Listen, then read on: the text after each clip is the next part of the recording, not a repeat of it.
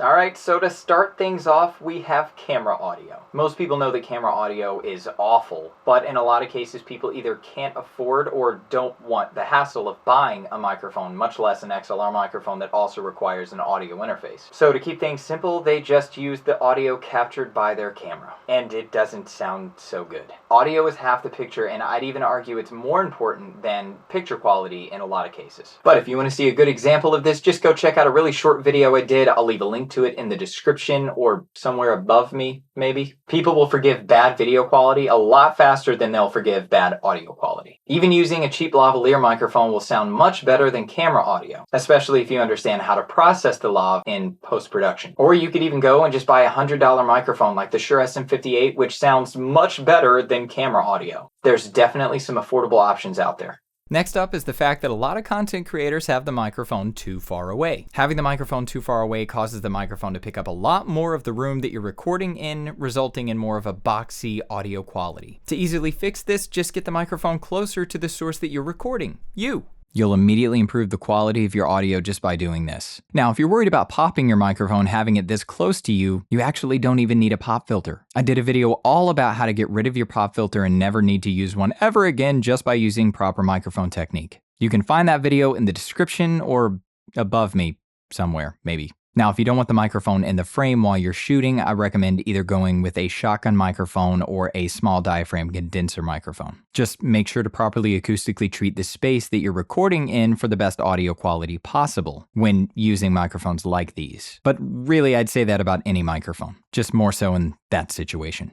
While having the microphone too far away can be a problem, having the microphone too close can cause issues as well. First off, when it comes to most microphones, the closer you have the microphone to you, the more bass that you're going to have in your audio. This can cause the audio to be muddy and boomy, causing it to be tough to understand what you're saying and just not pleasant to listen to, especially if you don't understand post-processing like equalization. Another problem with having a microphone too close is the fact that it amplifies things like mouth noise and breaths. Again, if you don't have a really firm grasp on things like post-processing like equalization, this can be a major problem. If you'd ever like any help with post-processing like equalization, compression, de-essing, denoising, etc., you can sign up for a private session with me or just take a class with me via the links in the description of this video. Alright, so this one happens a lot because equalization can be really complex. The thing that makes equalization so difficult is ear training. Ear training is much like a photographer training their eye to be able to quickly pick up on the best place to position their subject for the best, most interesting photo possible. 99% of people wouldn't be able to pick out that same composition and placement like a professional photographer did because the professional spent years and years training their eyes to be able to pick those things out in a split second. The same goes for audio engineers and equalization. 99% of people will just go in with EQ and either just throw on a preset offered within their DAW that they're using, or they'll just arbitrarily make some adjustments to the EQ, both resulting in worse sounding audio than when they started. I'll actually be making a video in the future talking about the most common EQ mistakes people make. For this video though, I'll just give you one that I used to see all the time and thank goodness it's died down recently. But there used to be a lot of tutorials telling people to just boost the crap out of the low end and the high end of the EQ. This is about one of the worst things that you can do to your audio. Boosting the low end like that will cause the audio to become muddy, boomy, and just more unintelligible, and boosting the highs will cause the voice to become really harsh and will amplify things like sibilance, which is the harsh whistle of an S, or even sounds like ch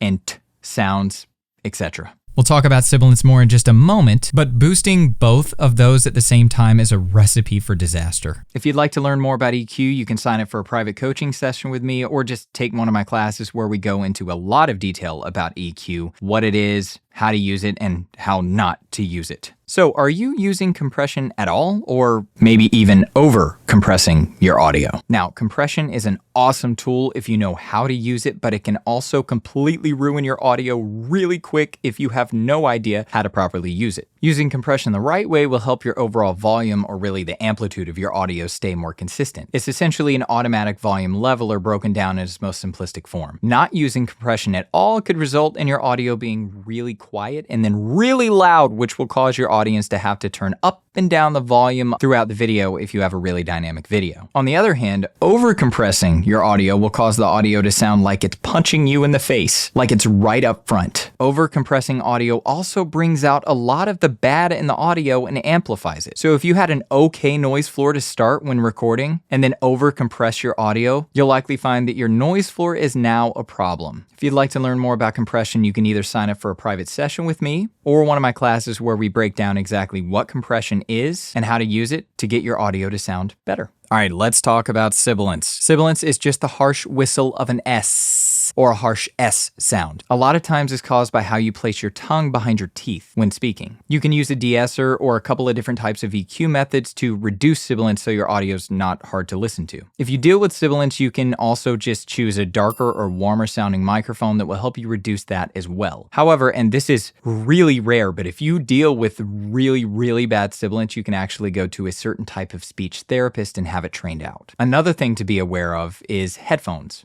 Wait, what? But James, we're talking about sibilance. So headphones can actually make you think you have sibilance when you don't, or they can make you think your sibilance is worse than it actually is. One of the headphones that's about as bad as it gets when it comes to this is the Sony MDR7506 headphones. The easiest way for me to explain this for those of you who have no idea what I'm talking about is using Beats headphone, for example. First off, those headphones were not made for mixing your audio on. They were simply made for listening to music on. But this is still the easiest way for me to explain what I'm talking about. If you were to mix your audio with Beats headphones, you'd likely think that you have way too much bass in your audio. And this is because Beats headphones have a significant bass boost in the headphones. This is for listening pleasure if you're into that. But that's no good for mixing audio on because you'd end up taking out a bunch of bass in your audio that's not actually there. Same goes for the Sony MDR7506 headphones, but instead of there being a big bass boost, there's a big high mid frequency boost that enhances things like sibilance, which will cause you to think that there's sibilance in your audio or more sibilance than there actually is in your audio. I'll be making a video in the future dedicated to sibilance and how to deal with it. Okay, so this is the biggest one that I see and I hear it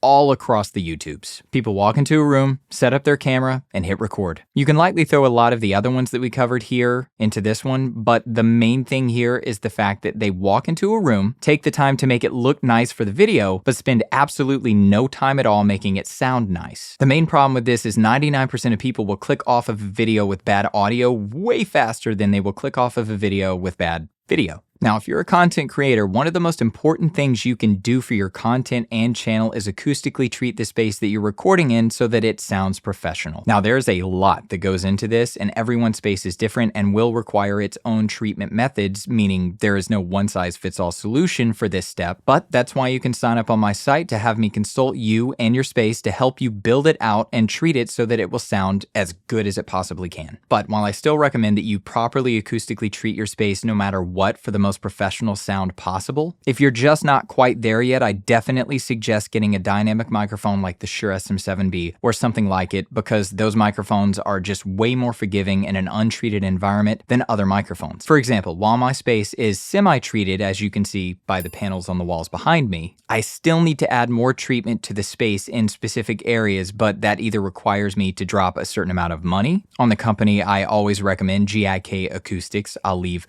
a link in the description of this video, or do what I did with those panels behind me, which is build them myself, which takes a lot of time and effort. I'll likely be making a video all about how to build your own panels like I did with those to save yourself some money. Let me know in the comments below if you'd be interested in a video like that. But other than the fact that I love the SM7B and how it sounds, I also need to treat my space a bit more, so it makes even more sense for me to use this microphone right now until I get to treating the space a little bit more. Just like George Lucas said, audio is half the picture, but in our cases, content creators, not filmmakers, I'd actually say it's even more important, even more than half the picture. We need to ensure that our audio is not only easy to understand, but also easy to listen to, not harsh or muddy or boomy. That will cause someone to leave your videos really quickly. If you'd like any help treating your home studio or with your audio quality at all, you can sign up via the links in the description of this video. All right, and lastly, the biggest tip I can give to you to improve your audio really quickly in your videos is, well, you know what they say.